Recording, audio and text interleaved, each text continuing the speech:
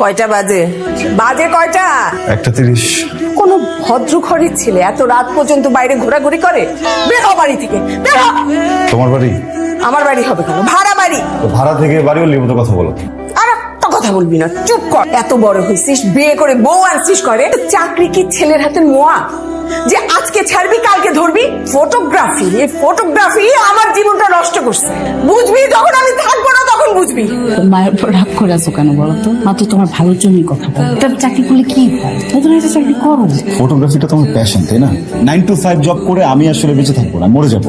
শোন একটা কথা বলি, যে পারে সে সবকিছু করতে পারে। তুমি মাকে দেখো, মা একা জব করে তোমাকে বড় করছে না, সংসার সামলাইছে না। এত বড় ছেলে হচ্ছে, ঘরে বউ পর্যন্ত আসছে, তারপর মায়ের হাতে ভাত খাবে। হাকর। আচ্ছা, কদিন পরে তো ঘরে ছেলে পুলে আসবে, তখন কি করবি?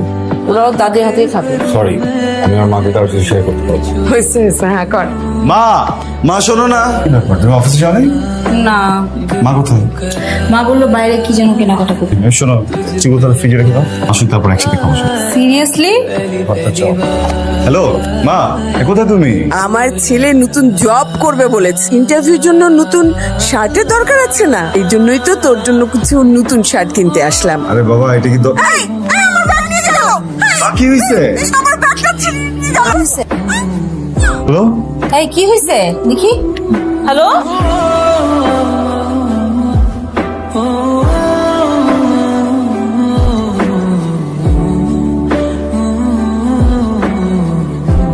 কি ব্যাপার? এখানে আসছেন কেন? হ্যাঁ, আমাকে মাফ করে দে, আমাকে মাফ করে দে। তুমি তোর কাছে মাফ চাইবো, আমাকে মাফ করে দে। আমার টাচ করতেছেন কেন? ডিভোর্স দিচ্ছেন না? আপনার সাথে আর কোনো সম্পর্ক নাই। আপনি কোন ডাইটা থেকে টাচ করতেছেন? এটা হাউস দিস আগে। মাহের, আজকে না আমার অধিকার আছে। কিসের অধিকার আছে ওনার? কিসের অধিকার আছে? ছোট্ট একটা বাচ্চা ছিলাম আমি, তখন আমার মাকে ডিভোর্স দিছে। কিভাবে ওই মহিলা আমাকে বড় করছে সে জানে? এতদিন কিভাবে ছিল জানেন আপনি? আমার কাছে মাফ চাওয়ার কিছুই নেই, আপনার তার কাছে মাফ চাওয়া উচিত। অবন্তী, ওনাকে এখান থেকে বেরোতে বলো। তো আপনি বেরোন এখান থেকে। ওকে একটু কথা বলতেছে, শোনেন না কেন? तुझको मैं कर लूं हासिल लगी है पहली पहली बार आया ओ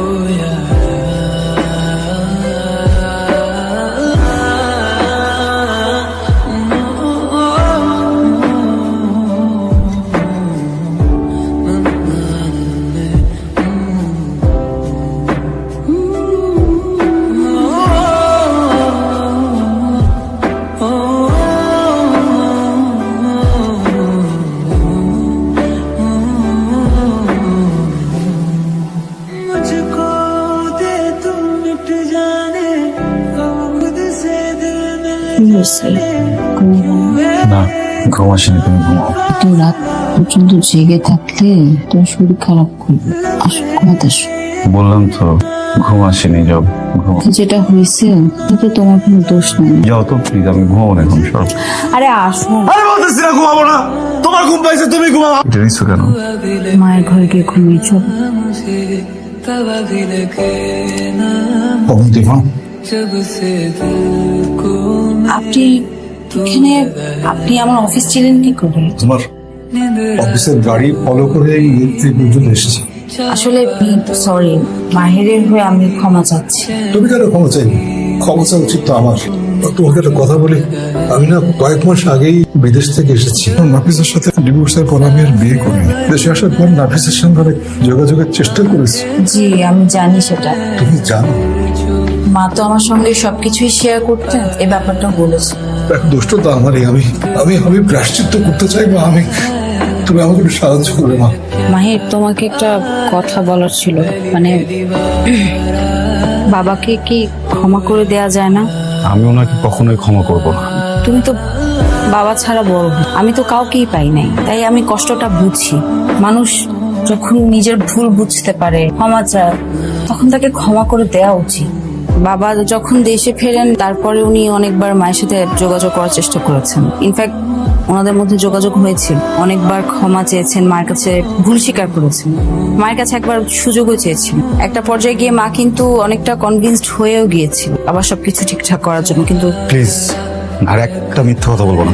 তুমি যেগুলো বলতেছো এটার একটাও সত্য না। মাহির মাহের মাহের তাতেই চলো হসপিটাল যেতে। হসপিটাল? মাহের বাবা হার্ট অ্যাটাক করেছে। কার বাবা হার্ট অ্যাটাক করছে? তোমার বাবা হার্ট অ্যাটাক করছে হসপিটালে, এখন যেতে হবে, চলো তাড়াতাড়ি চলো। মাহের উনি আমার শ্বশুর, এরকম একটা সিচুয়েশনে তুমি রেসপন্সিবল হইতে পারো, আমি না। আমারই তো বাপ নেই, তোমার শ্বশুর শ্বশুর থেকে। আমার বাপ মরে গেছে, বুঝছো কথা? অবন্তি আমি বলছি একবার তুমি যাবো না। অবন্তি আমি বলছি একবার যাবো না তুমি। धड़कने मेरी सुन तुझको मैं कर लूं हासिल लगी है হার্টে কিন্তু অনেকগুলো ব্লক প্রবলেম, সামনে কিন্তু বড় বিপদের আশঙ্কা। জানো তোকে তো মায়া কেন? আর সে তোর বাবা, এই বয়সে এসে যদি তাকে এইভাবে অবহেলা করা হয়।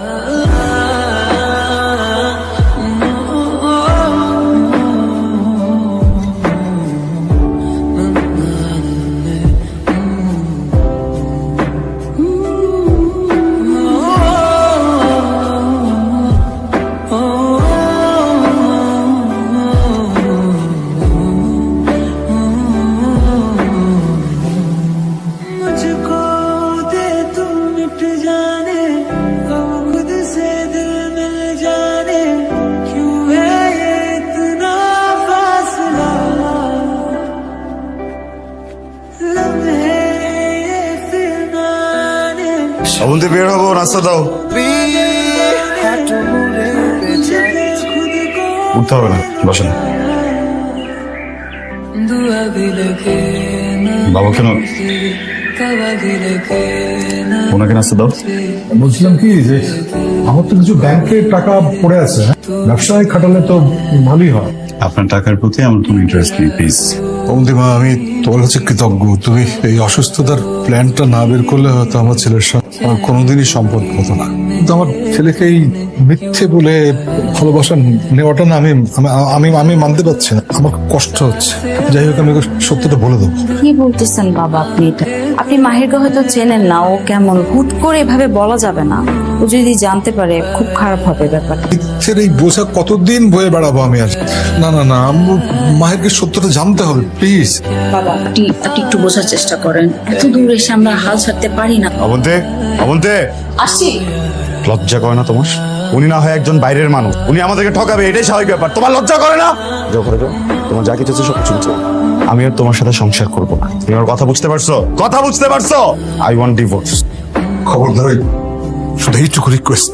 অবন্তি অনেক ভালো মেয়ে, ও যা করেছে শুধু আমার দিকে বাবার ছেলেকে মিলিয়ে দেওয়ার জন্য, আর কিচ্ছু না। ওর মতো ভালো মেয়ে তুই পাবি না। ওই কথাটা দ্বিতীয়বার উচ্চারণ করবি না। নিজের বউকে ডিভোর্স দিয়ে নিজের ছেলেটাকে বাইরে ফেলে দিয়ে কোনদিন খবর নেন নাই, লজ্জা লাগে না? সব দোষ আমার, আমি এক্ষুনি চলে যাবো। দাঁড়ান, আপনি তো পালানোতে এক্সপার্ট, তাই না? প্রত্যেকবার পালা যাবেন। একবার আমার মাকে ছেড়ে পালাই গেছেন, এখন আমাকে ছেড়ে পালা যাবেন। দাঁড়াইছেন কেন? জানলাম আমার কাউকেই দরকার নেই, আমার মা নাই, আমার বাপেরও দরকার নেই আমার। मेरी कसम तुझको सनम दूर कहीं ना जा ये दूरी